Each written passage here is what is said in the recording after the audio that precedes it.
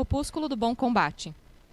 Do apóstolo Paulo até os dias que correm, a humanidade tem deixado de lado o combate a si mesmo, e se esmerando em conceitos enganosos, se resguarda no próprio orgulho, lhes anestesiando o próprio espírito. Desde que tal frase ou pensamento foi lançado, escolas da pátria espiritual têm descido, se utilizando de várias linguagens, mas a grande maioria nem ao menos sabem ou buscam enfrentar a si mesmo. Muito pelo contrário, legitimam suas fraquezas, justificando-se através de necessidades e modismos fúteis. Outros tantos se perdem no grandioso engodo da vaidade, que implícita não é combatida. Combatei o bom combate, e quanto estáis aí para provar vossa resistência consigo mesmo. Combatei, pois, a ti mesmo, para que ao deixar o invólucro terreno, possas suspirar e dizer: venci a mim mesmo. Caibar Schutel, psicografia recebida pelo médium Zé Araújo no primeiro Fore Blue, em 13 de setembro de 2013. Obrigado. Boa noite a todos. Deixa eu começar fazendo uma pergunta aqui. Supondo que tivesse alguém aqui com alguma dificuldade financeira, apenas uma suposição. Sei que não é o caso, né? Todo mundo tem bastante dinheiro sobrando. A gente, às vezes, faz tempestade em copo d'água, na verdade, né? Mas supondo que alguém tivesse algum problema financeiro e eu dissesse assim: gente, a partir de agora, desse momento, eu vou ensinar um método infalível para vocês ganharem dinheiro. E não só ganhar dinheiro, não. Para manter, proteger esse dinheiro, certo? E não é um dinheiro qualquer, é um dinheiro que vocês vão poder fazer o que quiserem aí. O que a gente faz aí? Quando tiver um dinheiro sobrando aí? Vamos lá, vamos sonhar um pouquinho? Viajar, coisa boa. Viajar, o que mais? Comprar alguma coisa aí? Carro novo, casa, apartamento, na praia. O que mais que dá para fazer? Dá para ajudar também, dá para ajudar a família, né? Aquela promessa que todo mundo faz, né? Se eu ganhar na Mega Sena, vou ajudar todo mundo. Né? Meio que negociando com Deus, assim, né? Ó, se ele escutar, né? Ó, já tá aí, ficou a dica, né? Tô brincando aí. Mas é a tradição, né? Tá bom. Agora, se vocês acreditarem que realmente existe esse método, quanto tempo vocês poderiam dispor para me ouvir falar disso? Meia hora, tá bom? Tá bom? Meia horinha. E quanto vocês pagariam por isso? Não tem almoço grátis. Não tem almoço grátis. Ok. Agora, se eu dissesse para vocês que existe um método que pode, além de fazer você ganhar dinheiro, pode melhorar a sua saúde física, pode melhorar a sua saúde mental, pode melhorar os seus relacionamentos. Olha aí. Vamos aumentar os benefícios ainda. Pode conectar você com Deus. Ah, nossa. Aí agora foi a cereja do bolo. Certo? Só que ninguém disse quanto é que pagaria também, né? Tudo bem, deixei passar, mas vamos lá. Vamos tentar falar um pouquinho disso em meia hora, então. Tá? Eu queria que nessa meia horinha, talvez passe um pouquinho, né? Não vou garantir 100%. Vocês tentassem se concentrar ao máximo, olhando para dentro. Prestando atenção em coisas que a gente já cansou de ouvir, mas que a gente não deu aquela devida atenção. Tentar raciocinar de verdade a respeito disso. E eu estou falando aqui de caridade. Está funcionando o microfone? Tá. Caridade. O tema da palestra de hoje é ajuda, não ajuda-te, ajuda que o céu te ajudará. Ou seja, se proponha a ajudar, se proponha a doar. Mas quando a gente fala em doar, vem à cabeça muitas vezes a caridade material, que é extremamente importante, necessária, e é a primeira. Né? Alguém que está morrendo da fome, eu não vou lá apenas com palavras ou com um encorajamento, não, mas levanta daí, estou lá na Etiópia, tem alguém morrendo numa tribo daquela distante, isolada e tal, não, levanta que Deus vai te ajudar. Isso não vai ajudar nada, né? Eu preciso muitas vezes da ajuda material.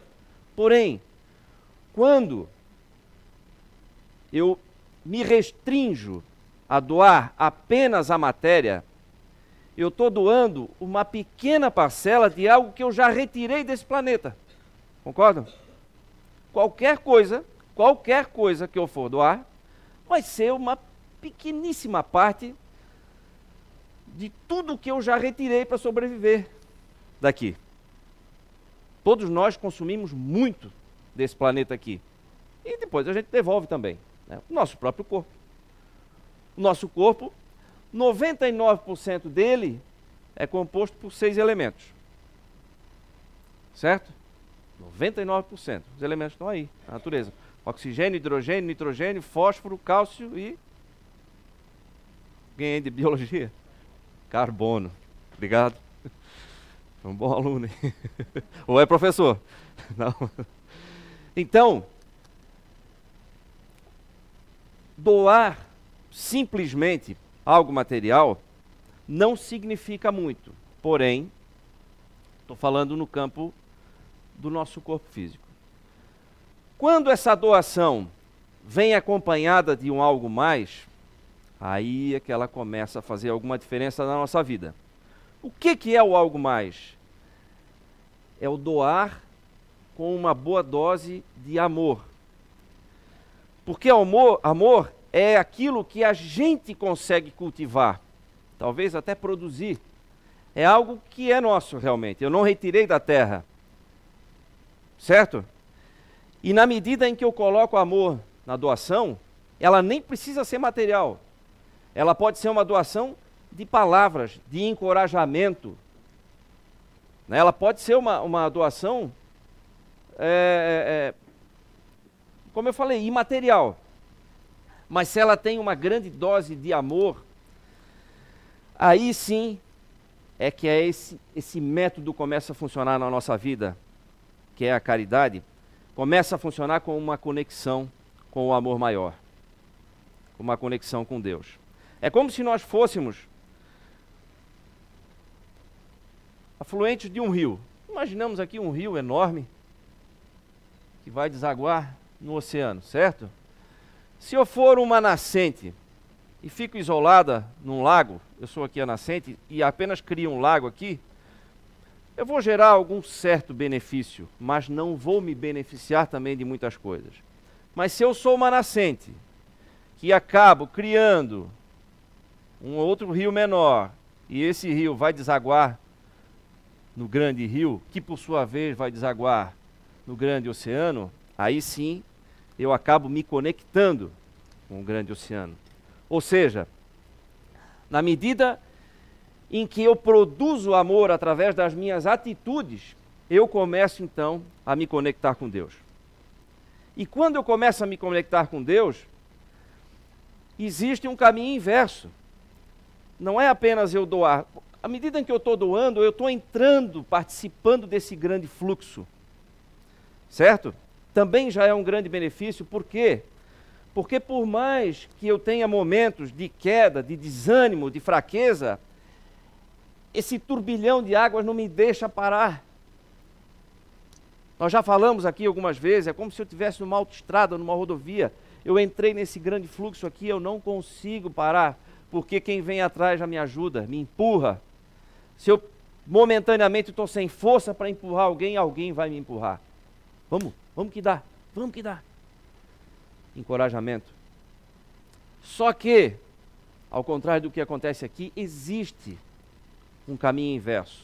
Quando eu estabeleço essa conexão, é como se eu tirasse um fiozinho meu aqui, ou então, imagine um computador sem conexão com a internet.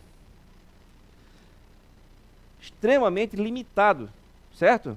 Ele vai servir para fazer muitas coisas, para redigir texto, enfim, gráficos, fazer projeto, inúmeras coisas.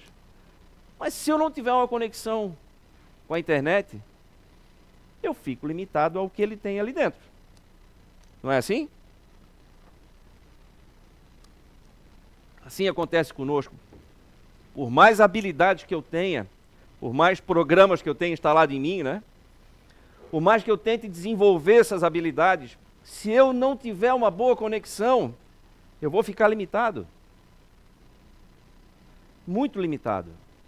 E eu não recebo nada de volta. Eu preciso estabelecer essa conexão. Para poder receber informações, para poder receber todo tipo de coisa, eu preciso estabelecer essa comunicação. E essa comunicação, essa ligação, se dá através da caridade. Se não fosse isso, o próprio Jesus não teria dito: fora da caridade não há salvação. E tantos outros espíritos elevadíssimos batem nessa tecla. Olha só, São Paulo. Gente, interessante, né? Essa madrugada eu costumo levantar de madrugada para poder montar, preparar alguma coisa do que vai ser dito, né? Por quê? Porque é o momento que, em silêncio absoluto, a gente precisa, com os próprios botões, né, ficar raciocinando. E era um negócio, mas por quê? O que a caridade tem a ver com a minha vida? O que a caridade tem a ver com prosperidade, por exemplo? O que a caridade tem a ver com saúde? O que tem a ver? E aí eu estava lendo aqui, eu tenho certeza que todos aqui conhecem isso aqui, ó. Nossa, marquei e não tirei aqui.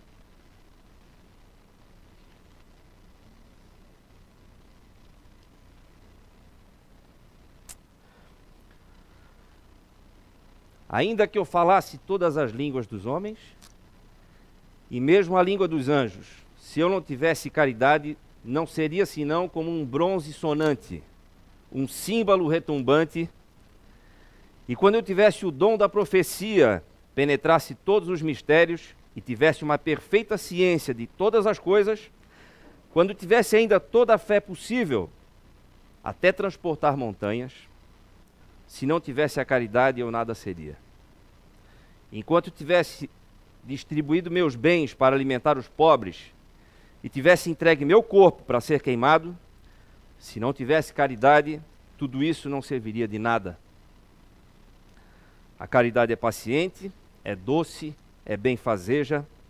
A caridade não é invejosa, não é temerária e precipitada, não se enche de orgulho, não é desdenhosa, não procura seus próprios interesses, não se melindra e não se irrita com nada, não suspeita mal, não se regozija com a injustiça, mas se regozija com a verdade. Tudo suporta, tudo crê, tudo espera, tudo sofre. São Paulo. Todos conhecem essa oração, não é? São Paulo falou isso. Depois veio Paulo apóstolo. E aí eu estava lendo aqui um texto que fala: fora da caridade não há salvação. Isso aqui está no Evangelho segundo o Espiritismo, viu, gente? Que aí, entre várias coisas, ele diz o seguinte: com tal guia, o homem não se perderá jamais. E aí é que eu fui me dar conta da preciosidade desse ensinamento. Porque a gente ouve falar diversas vezes, né? Muito, em casa espírita, em igrejas. Eu ouvi diversas vezes isso, mas eu não havia me dado conta do peso disso, da importância disso. E aí eu comecei a pensar, lembrar. E eu me lembrei de um fato que ocorreu comigo mesmo. E eu já contei aqui, mas é só para fazer essa ligação aqui. Que numa ocasião, há muitos anos atrás, eu ouvi uma propaganda no rádio do Hemosc, né, do Hemocentro de Santa Catarina, pedindo doadores de medula. E aí eu ouvi a propaganda no rádio, na hora me muito provavelmente me intuíram, né? Pá, vou lá.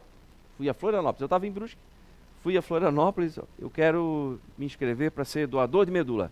Ah, ok, pois não, tal, vem cá, tira sangue, faz isso, faz aquilo, tal, questionário, pá, tal.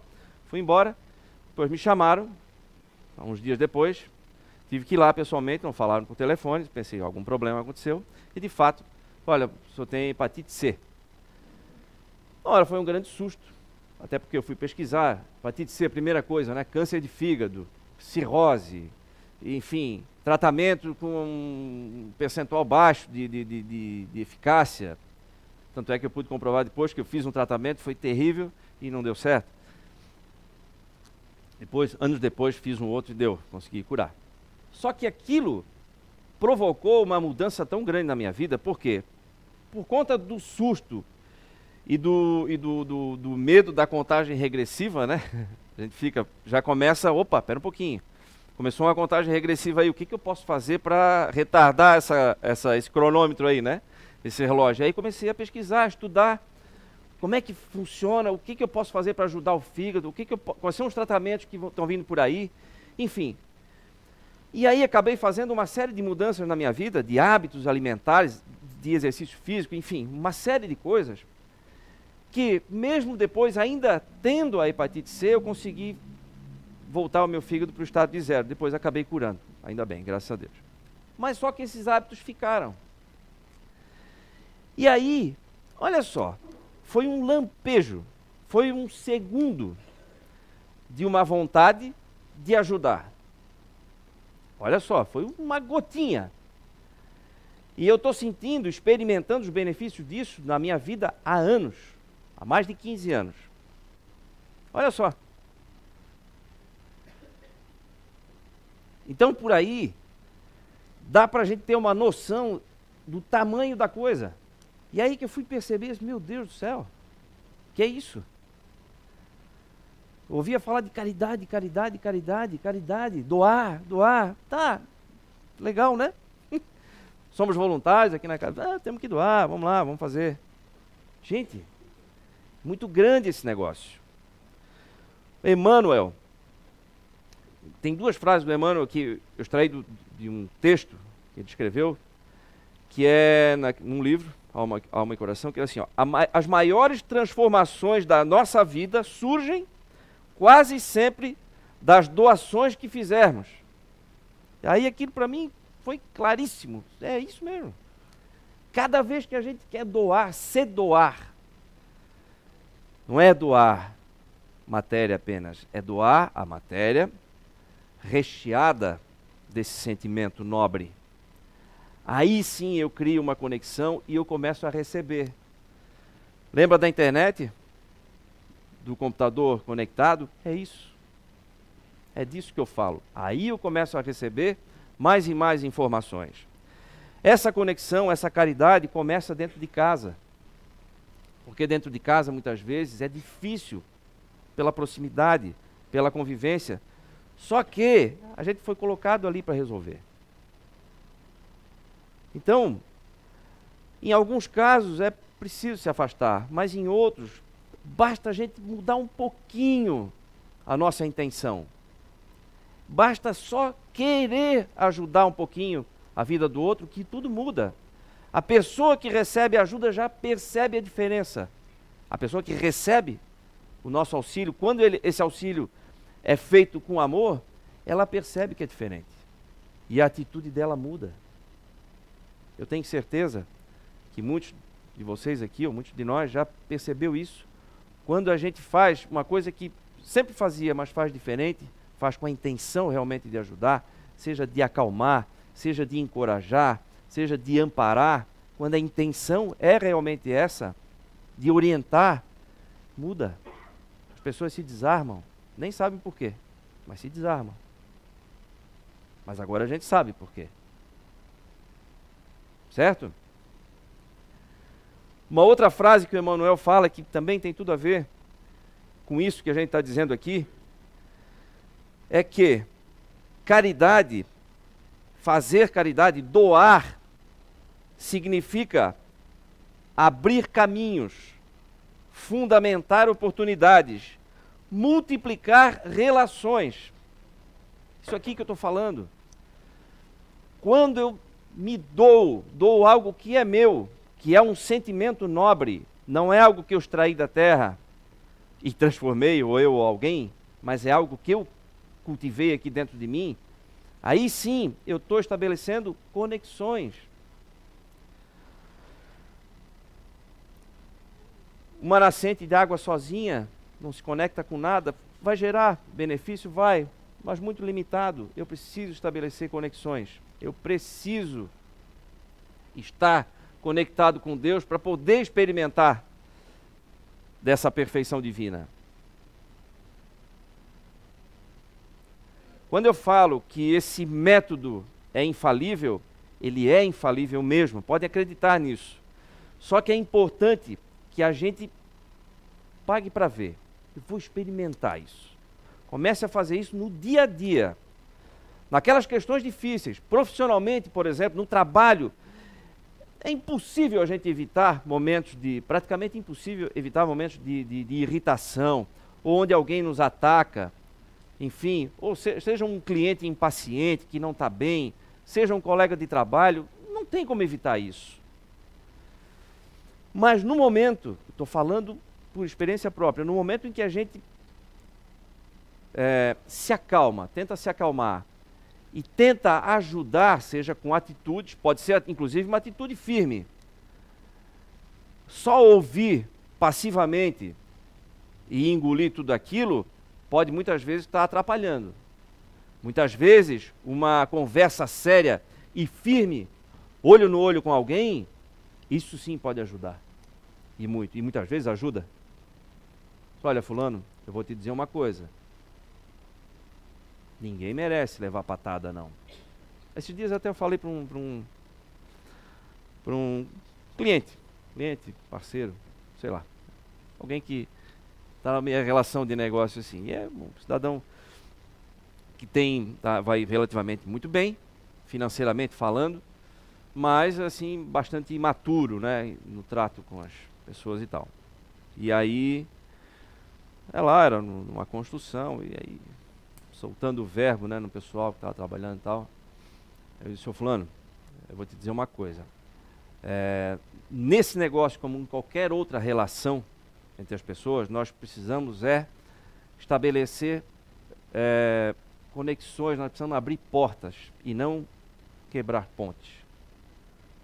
Porque nós precisamos uns dos outros aqui.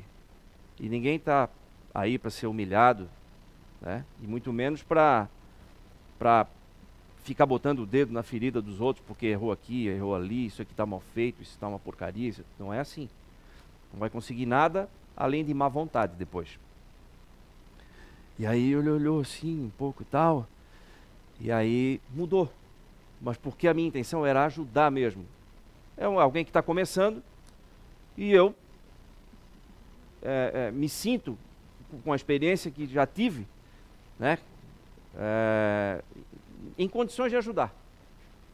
E aí falei, como um irmão mais velho mesmo.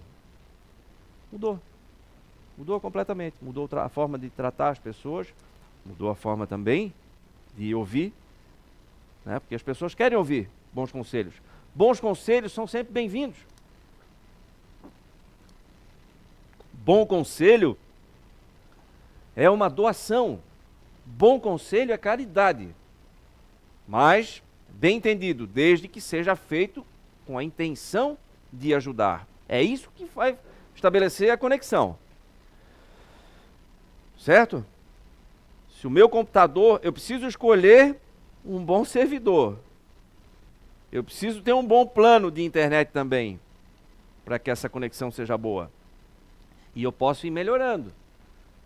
À medida em que eu vou usando, vou descobrindo, né, novas empresas que oferecem melhores pacotes, né? E vou ficando bom nisso aí. Então é fundamental que a gente entre nessa vibe, como se diz, né, na gíria, da doação, da caridade. É a partir daí que a gente começa a transformar a nossa vida financeira numa vida tranquila e próspera. Tranquila no sentido não de estagnação, mas no sentido de sem tanto solavanco, né? E eu começo sim a ter uma vida financeira melhor. Ah, Júnior, o que dinheiro tem a ver com caridade? Dinheiro e caridade talvez não tenha relação direta, mas a minha vida próspera em todos os sentidos, seja na questão financeira, de saúde, de relacionamentos, tem a ver com a minha conexão com Deus. E a minha conexão com Deus depende do que eu produzo aqui dentro. E se eu produzir e cultivar cada vez mais amor através das minhas ações, das minhas atitudes, aí sim eu começo a cuidar da minha vida como um todo. Tem lógica? Certo? Gente, falei que ia ser meia hora, hein? Vamos lá. Eduardo, pode, por favor, passar um vídeo ali pra gente? Tô sem nada aqui. Tá com ele? Ah, tá ali. Gente, olha só. Só um minutinho, Eduardo. Novamente, Amigos da Luz, promovendo o Foreblue, não percam, é muito legal, grandes ensinamentos com bom humor. Tá? Vamos ver um trechinho desse vídeo aqui, depois a gente finaliza aqui. Vamos lá. Senhor, então, hoje eu não vou pedir nada. Não vou pedir, chega de você ficar pedindo. A gente tem mais é que agradecer. Eu tenho saúde, eu tenho vida, eu tenho paz, eu tenho muita comida em casa, tenho iFood, eu tenho condições de viver. Não quero pedir nada. Muito obrigado pela minha vida, mestre. Eu queria só comentar com o senhor uma coisa. Viu? Abriu o concurso do Tribunal de Justiça. Olha só, um concurso bom, paga bem. E eu precisando aqui de um emprego. Olha só como é que as coisas combinam na vida, né? Eu precisando, vagas de concurso do Tribunal de Justiça. Casando os dois, teremos o quê? Soluções, né, Deus? Bom, eu joguei no ar. Não sei, tu sabeis o que é melhor para mim. Então, se achares que é bom eu viver melhor, me bota esse concurso aí. O senhor deve estar pensando, quer passar no concurso, estuda. Também acho. Estudar o dia inteiro, pegar bastante pesado na apostila. Só que aí não ia sobrar tempo para fazer o bem, fazer caridade, né? Posso largar a mão de todos os trabalhos voluntários que eu faço para ajudar as pessoas e ficar só estudando em casa. O que o senhor acha melhor? Pensa aí. Com a sua força eu posso passar sem precisar estudar e continuo fazendo as coisas que eu faço. Tu poder estudo, tu Deus. Que tempo que ia sobrar para eu ler o Evangelho? Os livros edificantes que quereis que leios? Não dá. Ia ficar só lendo apostilas. Na verdade, ler o Evangelho já é estudar português. Porque o que é aquele português ali? Que português hebreu, sei lá, português arcaicos? Pelo amor de Deus. Vós sois, tereis, que quereis fazeis, Apocalipse. Isso é o quê? Parapsítono? Mereço que 3 pontos em português, pelo menos, por ler o Evangelho? Acho que mereço sim um pouco. O pior disso tudo é porque é muita gente fazendo concurso e pouca vaga, entendeu? Tu criastes todos simples e ignorantes. Bota os ignorantes para fazer mais, porque eu tenho mais chance. Se bem que quando o senhor me criou simples e ignorante, na parte ignorante, o senhor caprichou, né? De botar inteligência de concurso, inteligência focada no artigos, Constituição, direito constitucional. Vós mandeis amar o próximo. Eu amo o próximo. Já a gente já conversou sobre isso. Amo o próximo, amo todo mundo que tá perto, aqui de mim. Amo. Mas num concurso, se eu não passar, fica ruim. Porque, por exemplo, são 10 vagas. Eu fiquei no 11º. Eu vou amar o 10º, então eu vou querer até que ele desencarne um pouco, né? Porque abre a vaga pra mim. Já me bota lá que eu amo todo mundo. Com prazer. Voz de gays, voz feliz, botaste voz para fora, dizendo que os últimos serão os primeiros. Quantos concursos eu já fiz, Senhor Deus? Uns 20. Eu sempre fico lá no final. Cadê a hora que eu sereis o primeiro? Né? Tu disseste isso. Até acertei. Tu disseste, os últimos serão os primeiros. Mateus, capítulo 20, versículo 34, lote 15, quadro 3, artigo 1º do parágrafo único. Senhor, eu quero muito trabalhar em favor do próximo, mediunidade, né? Não tem essa cobrança que eu tenho que estudar mediunidade, tudo. Eu estudarei, por exemplo, em vez de fazer um cursinho para o concurso, podia fazer um cursinho intensivo de mediunidade, sabe? Porque já na prova também já aproveitava Chico Xavier, me dando aquele help. Senhor, é porque eu já tentei tantas vezes passar em algum concurso, assim... Senhor Deus, Jesus, Jeová, o Criador, o Universo, eu peço dessa vez, Senhor, tu vos disseis, um camelo não passará no buraco da agulha. Sou eu tentando fazer concurso, eu sou um grande camelo e o tribunal é aquela agulha. Porra, esse camelo que ele passa. Senhor, eu acho que esse edital não é de Deus. Eles não estão com pensamentos em Jesus, porque vós disseis, muitos serão chamados, poucos escolhidos. Quanta vaga tem ali? Não é muitos chamados não, escolhido então é pouca vaga. E o tanto de matéria que a gente tem que estudar para a prova? Pelo amor de Deus, isso é desumano. Que isso? É direito constitucional, português, é codigege, é códigos, que isso? Tem a reencarnação, quer dizer, são 10 vidas para estudar o conteúdo todo, né? Tá com raio neles ali, fulmina. Não, mas o senhor é 10, o senhor é paz, eu também. Tô falando isso aqui que é o que o povo diz, entendeu? Porque eu acho que todos serão abarcados em Deus, no íntimo de Jesus. A água fluidificada, ela lhe ajuda, né? Se eu tacar água na prova, dizer, isso me dá algum ponto? Onde caiu o pingo, Marco X? Enfim, é isso, senhor. Eu não tô pedindo, não, como eu falei, eu tô comentando aqui com o senhor, desabafando. Tá jogando lá. O senhor pensa que é melhor pra mim, tá? Se for pra eu passar... Tá? Bom, obrigado. Ah, mais uma coisa. Abençoe o Estado, né? Então o Estado tá quebrado, é o Estado que paga os funcionários públicos. Então não adianta eu passar também não receber nada, né? Então chega, passa lá pra esse mundo de regeneração que a prova de expiação já deu, ok? Obrigado. Assim seja. Amém. Obrigado, Eduardo. Te ligo. Ai, gente. Isso é o negociar, né? Exatamente é o negociar com Deus, que a gente falou ali no início. E o grande detalhe está aí, gente. Por mais engraçado que seja, mas a grande mensagem está ali. Às vezes a gente está negociando sem perceber, sem se dar conta. E não é isso que vai fazer a gente se conectar. Não é o toma lá da cá. Não. Não é isso. É doar, não é troca. Doe. Quando eu doar de verdade, aí sim a conexão se estabelece. Ok? Então, fica aí o grande método, né? Revelei o segredo, tá bom? Então aproveitem ele, pensem, né? Esmiucem esse assunto, cada um consigo mesmo, porque vale a pena. Muda, a vida muda para melhor quando a gente entende isso. Ok? Muito obrigado e boa reflexão.